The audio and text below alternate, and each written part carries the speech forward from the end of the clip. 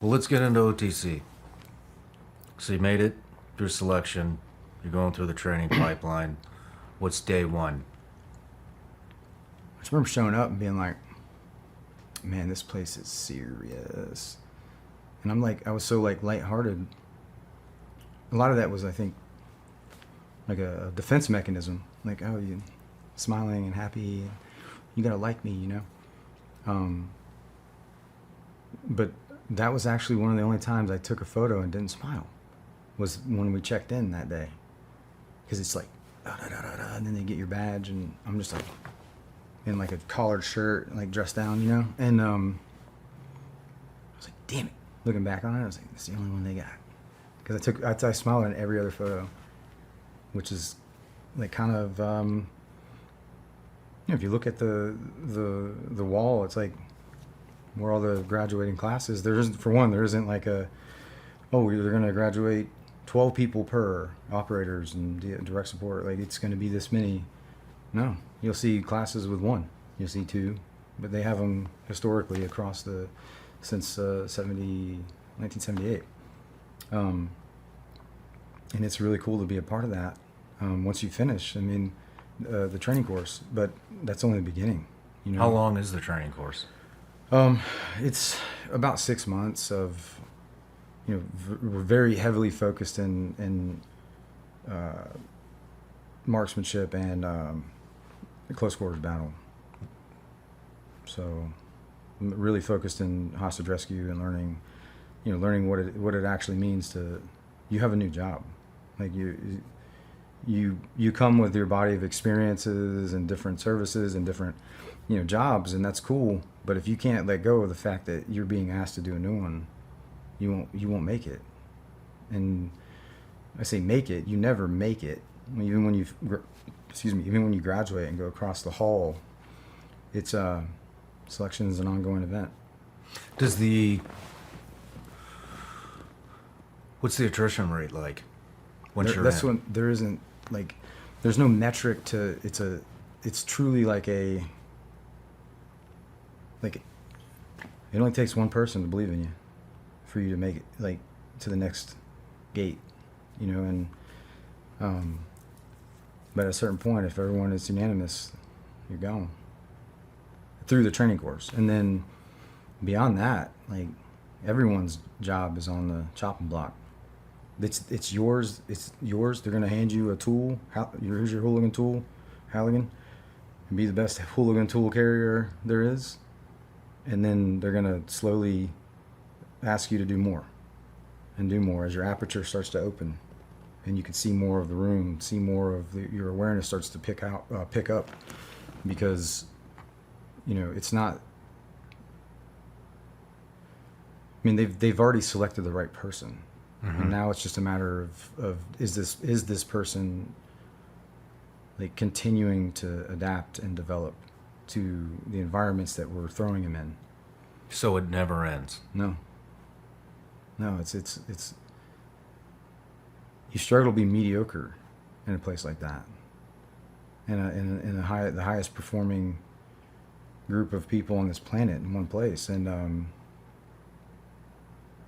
it's a lot, but it just depends on what your priorities are, what's your goals.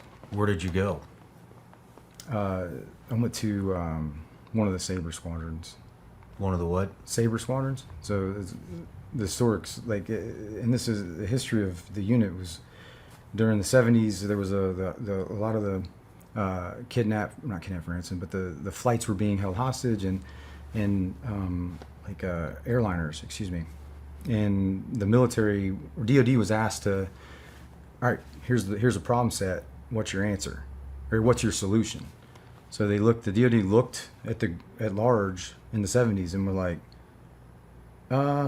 we got this. Maybe they could do it, and like a airline takedown, aircraft takedown, and the answer was we didn't have something. So, Beckwith and his vision with the 22 SAS, and spending time there, and the regiment in the United Kingdom,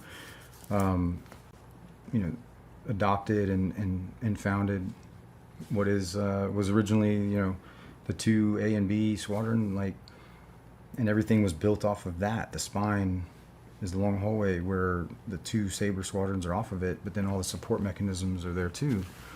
But that's grown, grown to the mission. So in the 90s they stood up C, and a C squadron from Black Hawk Down and Mogadishu and in that time frame, and then in the late 2009 they stood up a 4th squadron, and then we grew exponentially to dismantle the caliphate in ISIS, because the whole like political environment of we can't go back into boots on the ground again and this and that. We're like, what the fuck are we gonna do? They're gonna come here and cut our heads off. Yeah. Like they're literally cutting Americans' heads off. Like, what are we doing about it? Well, we got these units out there that can you reach out, touch somebody. Okay, cool. That's great to be a part of, which I was, and but that's only one piece of it. Mm-hmm. Like, we have to we underestimated them by a lot. And once we got a look under the hood, going out and in early 2015, when we were going after the Abu Sayyaf and Abu Tunisia, they were like the oil emir, and they were just running oil in the black market, and like they took over old oil refinery towns and like forced labor, and if you wouldn't work, they kill you, from the Syrian like people, and but they were also like Kayla Mueller was the last American that was alive, and we tried to go and rescue on a couple attempts, her and a few others, but we were always just a little bit, and I say it's a big moving piece to get us over into those positions and then not spook them, and there's so much that goes into it, and you get really one swing at it, and then you have to. Bottom line is that like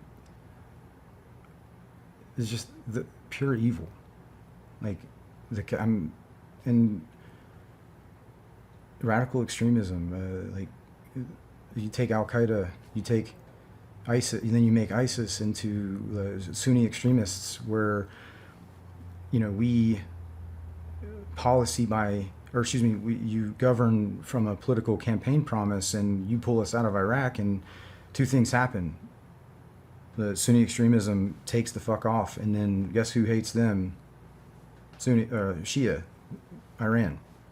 Like they come in and fill our void, where we as a country like left in 2010, 11, 12 in Iraq, and and then it's like then it becomes this enemy of my enemy is my friend, and because everyone hated ISIS, but we had to operate in that environment. I say we, as representatives of the U.S. government, battle space owners even.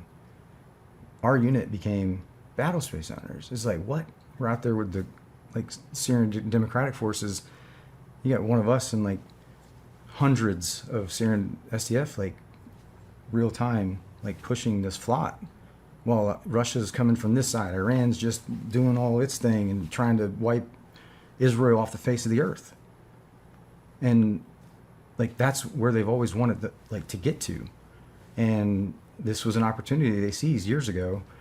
And the only thing that kept them from going straight to there was ISIS. And it kept them, more preoccupied, while we had to grow to the ability to hold terrain.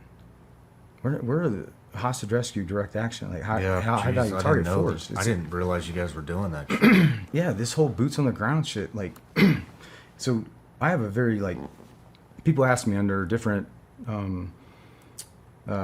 presidential times, what'd you think about serving under this or that, like for Obama, for example. I still